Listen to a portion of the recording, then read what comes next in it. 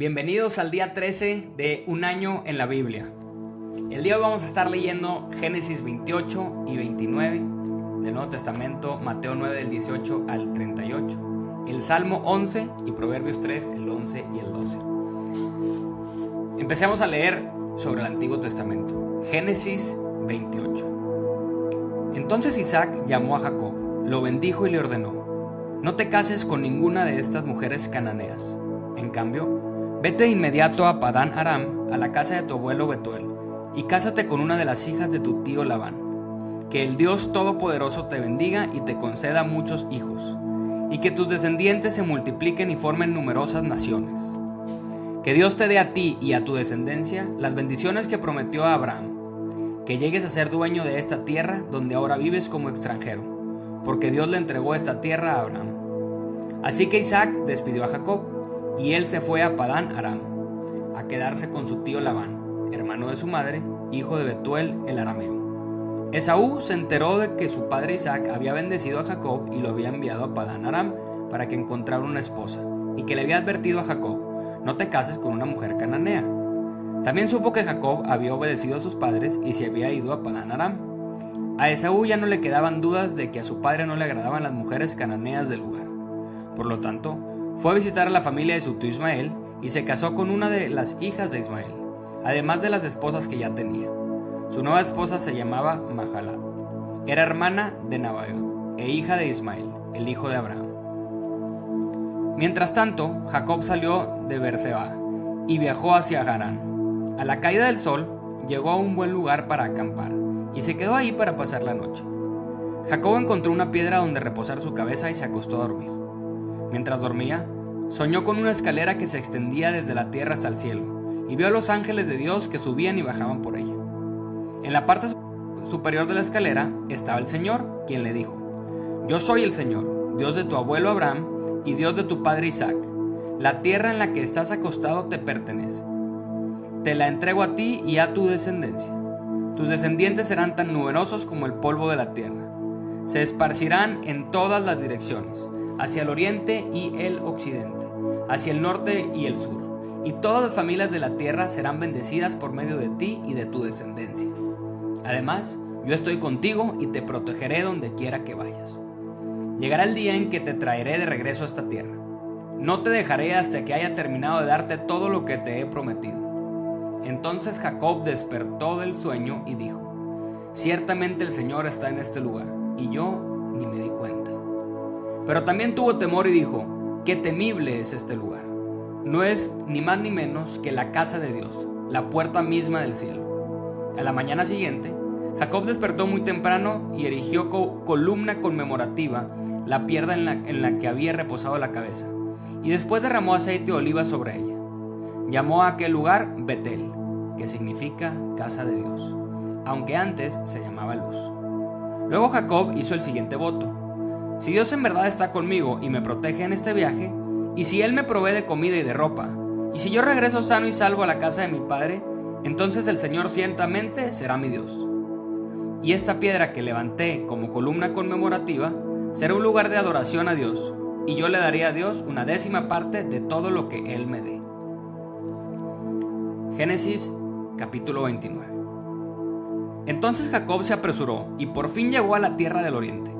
A la distancia había un pozo. Junto al pozo, en campo abierto, había 3 rebaños de ovejas y de cabras esperando a que les dieran de beber.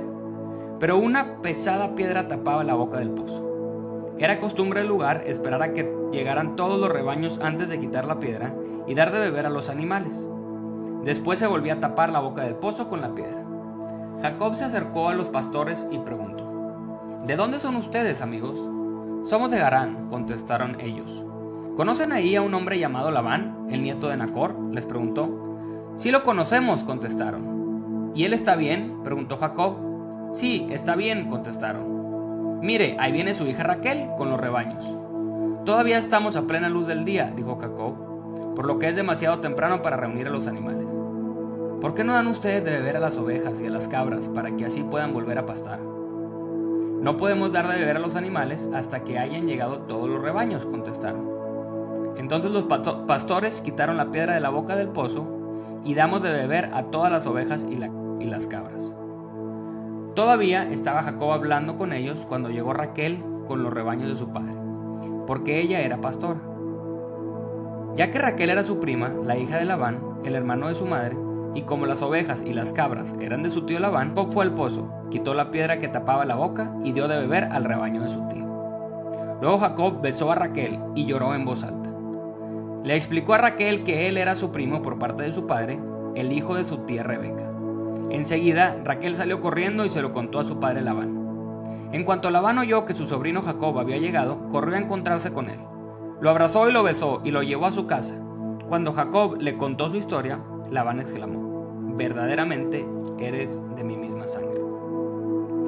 Jacob se quedó con Labán alrededor de un mes y después Labán le dijo: no deberías trabajar para mí sin recibir pago, solo porque somos parientes. Dime cuánto debería ser tu salario. Labán tenía 2 hijas. La mayor se llamaba Lea y la menor se llamaba Raquel.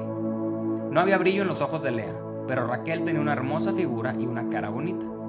Ya que Jacob estaba enamorado de Raquel, le dijo a su padre: trabajaré para ti 7 años si me entregas como esposa a Raquel, tu hija menor. De acuerdo, respondió Labán. Prefiero entregártela a ti que a cualquier otro. Quédate y trabaja para mí. Así que Jacob trabajó 7 años para obtener a Raquel, pero su amor por ella era tan fuerte que le parecieron unos pocos días. Finalmente llegó el momento de casarse con ella. He cumplido mi parte del acuerdo, le dijo Jacob a Labán. Ahora entrégame a mi esposa para acostarme con ella. Entonces Labán invitó a toda la gente de los alrededores y preparó una fiesta de bodas. Pero aquella noche, cuando estaba oscuro, Labán tomó a Lea y se la entregó a Jacob, y él durmió con ella. Labán le había dado a Lea una sierva, Zilpa, para que la atendiera.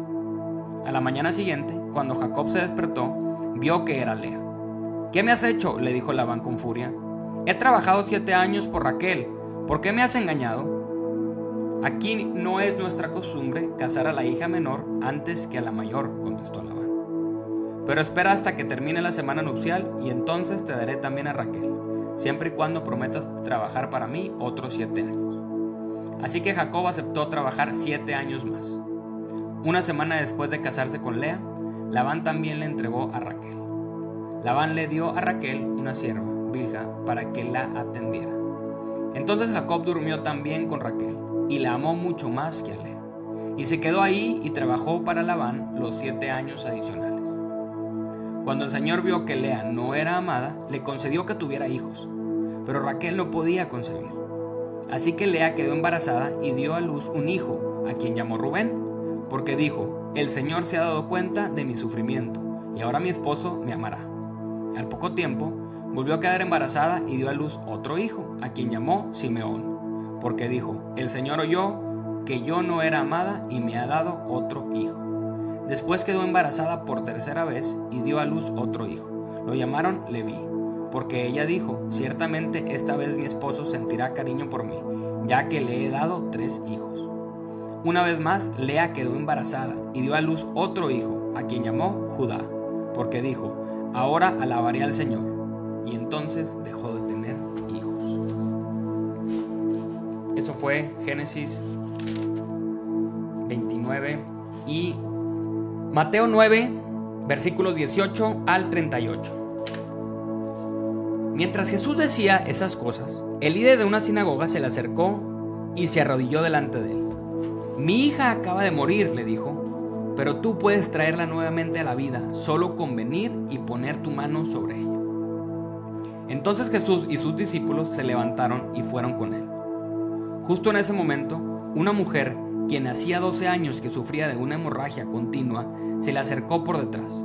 Tocó el fleco de la túnica de Jesús, porque pensó: si tan solo toco su túnica, quedaré sana. Jesús se dio vuelta y cuando la vio le dijo: ánimo, hija, tu fe te ha sanado. Y la mujer quedó sana en ese instante. Cuando Jesús llegó a la casa del oficial, vio una ruidosa multitud y escuchó la música del funeral. Salgan de aquí, les dijo, la niña no está muerta, solo duerme. Pero la gente se rió de él. Sin embargo, una vez que hicieron salir a todos, Jesús entró y tomó la mano de la niña, y ella se puso de pie. La noticia de este milagro corrió por toda la región. Cuando Jesús salió de la casa de la niña, lo siguieron 2 hombres ciegos, quienes gritaban: Hijo de David, ten compasión de nosotros. entraron directamente a la casa donde Jesús se hospedaba y él les preguntó: ¿creen que puedo darles vista? Sí, Señor, le dijeron, lo creemos. Entonces él les tocó los ojos y dijo: debido a su fe, así se hará. Entonces sus ojos se abrieron y pudieron ver. Jesús les advirtió severamente: no se lo cuenten a nadie. Pero ellos en cambio salieron e hicieron correr su fama por toda la región. Cuando se fueron, un hombre que no podía hablar, poseído por un demonio, fue llevado a Jesús. Entonces Jesús expulsó al demonio y después el hombre comenzó a hablar. Las multitudes quedaron asombradas. «Jamás sucedió algo así en Israel», exclamaron. Sin embargo, los fariseos dijeron: «Puede expulsar demonios porque el príncipe de los demonios le da poder». Jesús recorrió todas las ciudades y aldeas de esa región, enseñando en las sinagogas y anunciando la buena noticia acerca del reino, y sanaba toda clase de enfermedades y dolencias. Cuando vio a las multitudes, les tuvo compasión, porque estaban confundidas y desamparadas, como ovejas sin pastor. A sus discípulos les dijo: «La cosecha es grande, pero los obreros son pocos. Así que oren al Señor que está a cargo de la cosecha y pídanle que envíe más obreros a sus campos». Salmo 11. Salmo de David. Yo confío en la protección del Señor. Así que, ¿por qué me dicen: vuela como un ave a las montañas para ponerte a salvo? Los malvados ponen las cuerdas a sus arcos y acomodan sus flechas sobre las cuerdas. Disparan desde las sombras contra los de corazón recto. Cuando los fundamentos de la ley y del orden se desmoronan, ¿qué pueden hacer los justos? Pero el Señor está en su santo templo. El Señor aún gobierna desde el cielo. Observa de cerca a cada uno y examina a cada persona sobre la tierra. El Señor examina tanto a los justos como a los malvados, y aborrece a los que aman la violencia. Hará llover carbones encendidos y azufre ardiente sobre los malvados, y los castigará con vientos abrasadores. Pues el Señor es justo y ama la justicia. Los íntegros verán su rostro. Proverbios 3, versículos 11 y 12. Hijo mío, no rechaces la disciplina del Señor, ni te enojes cuando te corrige. Pues el Señor corrige a los que ama, tal como un padre corrige al hijo que es su deleite. ¿Qué hago cuando todo parece que se derrumba? Cuando siento que lo que me daba seguridad tal vez ya no se ve tan firme. Cuando mi trabajo, ingreso, familia, futuro parecen estar en riesgo. Y la verdad es que, ¿quién no ha tenido miedo? ¿Quién no se ha quedado tal vez alguna vez diciendo: no sé qué decidir, no sé qué hacer? Y yo la semana pasada cumplí 36 años. Y como papá de 3, ya redondeando a los 40, platicaba que me siento en una nueva temporada. Y con alguien que quiero mucho, estamos platicando de cómo de chico nos tocaba descansar en nuestros papás. A veces no nos preocupábamos por nada. Sabíamos que ante cualquier cosa ellos salían al quite. Pero ahora nos toca a nosotros, ¿no? Como papás, cuando vamos creciendo. Y es una responsabilidad y una carga. Pero a veces también nos damos cuenta que pues hay amenazas. Y a veces, como seres humanos, creemos que podemos solo con ella. Y cuando todo va bien, pues nos sentimos bien. Pero cuando no, ¿qué pasa? ¿Qué pasa cuando sientes que lo que has construido puede fallar? Cuando aquello en lo que sientes que estás parado y creías firme, de repente se empieza a mover y empieza a temblar. Cuando llegan estas amenazas externas reales y no sabes lo que va a pasar. Porque sientes que esas cosas que necesitas para la vida, la buena vida, se ponen en riesgo y no sabes qué hacer. La pregunta de hoy es: ¿qué hago cuando todo parece que se derrumba? Porque siendo sinceros, a veces no sabemos qué hacer. Pero gracias a Dios que nos ha dejado su palabra como lámpara a nuestros pies y una guía cuando no vemos claro. Y a través del Salmo 11 vamos a aprender, ante el consejo del miedo, cuál es la respuesta de fe. Y la Biblia está llena de historias reales, de gente que sí existió, con problemas reales. No está maquillada o idealizada. Dios nos muestra la vida de personas para que a través de ellos podamos entender sus principios y cómo es vivir conforme a su voluntad. Porque la vida en este tiempo puede ser un verdadero reto. Y el rey David se sentía tal vez como tú te sientes el día de hoy. Escribe este salmo cuando siente que todo se movía, cuando a su alrededor parecía que estaba inestable, cuando estaba bajo una amenaza real, un riesgo verdadero. Y no sabemos exactamente lo que estaba viviendo, pero parece algo claro, que sus enemigos estaban ganando terreno. Y David es algo que es superhumano, pide consejo, ¿no? A sus amigos, busca sabiduría. ¿Y qué consejo le dan? Dicen, vuela como un ave a las montañas para ponerte a salvo. En otras palabras, corre, huye, protégete, no arriesgues. Ahí estarás seguro, tu seguridad está en las montañas, esa es tu protección. Sus amigos obviamente y sus consejos no eran malos, lo amaban, querían cuidarlo. Pero por más buenas intenciones que tuvieran, sus consejos venían y nacían del miedo. Y David estaba como enojado, indignado, y les dice, ¿cómo me dicen eso? Y decía algo poderoso, yo confío en la protección del Señor. ¿Por qué me dicen que vuele para ponerme a salvo? Y no es ingenuidad ante el peligro, porque la amenaza evidentemente es real y no ha desaparecido, pero es porque su esperanza estaba reubicada. El consejo del miedo no podía sostenerse hasta la posición firme y confianza segura de David en Dios. Y viene la gran pregunta del Salmo, ¿no? ¿Qué hacemos cuando los fundamentos parecen derrumbarse? Y este Salmo no fue escrito para personas que tienen la vida resuelta, sino para quienes estamos buscando confiar en Dios, mientras lo que está a nuestro alrededor parece inestable. Y tal vez tú estás en ese lugar tratando de tener fe en medio de una amenaza. Y te estás preguntando en ese momento, ¿cómo confío en Dios cuando todo parece inestable? Tal vez estás escuchando el consejo del miedo y sinceramente no sabes cómo responder. Y sinceramente a veces yo tampoco. Pero hay algo que sí sé. Dios sí sabe. Y me encanta como Tim Keller lo explicaba y usaba el Salmo 11 como respuesta. Porque la mayoría de nosotros creemos que el problema del miedo o nuestra preocupación radica en que tenemos muchas amenazas, no vienen cosas externas, pero realmente es más profundo. El miedo aparece cuando sentimos que perdemos el control. Es cuando esta preocupación y sentimiento profundo en nuestro corazón humano que sabemos y queremos gobernar, creemos que sabemos más que Dios. Y David nos muestra cómo responder con fe ante el miedo. Y la primera respuesta de fe es que dice, deja de querer gobernar el mundo. Él dice, el Señor está en su santo templo, el Señor aún gobierna desde el cielo. Es una realidad. Cuando creemos que controlamos el mundo y luego el mundo sale de control, pensamos que el mundo se rompió, pero la realidad es que nunca estuvo en nuestro control. Siempre ha estado en las manos de Dios. Dios siempre sigue gobernando, siempre ha estado en control y siempre lo estará. La verdad es que nuestra preocupación, si somos sinceros, es que en el fondo decimos, híjole, es que a lo mejor Dios no le va a atinar. Híjole, es que a lo mejor mi corazón cree que Él no sabe cómo debería ser mi vida o cómo debería irme y a lo mejor realmente no lo tiene en control. Preocuparse es tratar de gobernar. La segunda respuesta de fe es, pues, intentar y dejar a Dios que nos examine. David dice en el Salmo, observa de cerca a cada uno y examina a cada persona sobre la tierra. O sea, Dios no solo está viendo expectante, sino examina realmente. Cuando hay estrés, cuando hay crisis, cuando las cosas salen de tu control y del mío, nuestro corazón se da cuenta de que hay cosas que no sabíamos que estaba ahí. La pregunta no es qué está pasando afuera, la pregunta es qué está pasando dentro de mí.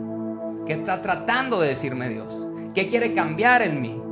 Hay algo tal vez que se ha vuelto demasiado importante para mí. Y este examen obviamente no es para destruirnos, sino Dios quiere formarnos, quiere hacernos crecer, que reordenemos prioridades, que entendemos que después de la prueba podemos ser más firmes, estables y con más gozo. Y no tal vez ni siquiera porque se arregló, sino porque fuimos transformados. Y la tercera respuesta de fe es porque volvemos a ver su rostro. Y el Salmo termina diciendo, pues el Señor es justo y ama la justicia, los íntegros verán su rostro. Y ver el rostro de Dios es reconocer su presencia, su amor, su cuidado. ¿Cómo podemos ver el rostro de Dios? Tú podrás decir, por Jesús. Jesús ya rompió toda barrera, su sangre abrió el camino y es por Él que podemos conocer a Dios. entonces entendemos la verdad, ¿no? Quitamos la vista del problema, volvemos a poner nuestra mirada en Jesús y todo cambia. David entendió la grandeza de Dios, el cuidado de Dios, la promesa de Dios, y él reenfocó en dónde poner su mirada y en quién estaba su seguridad. Confiar en Dios fue la decisión más segura que David pudo tomar.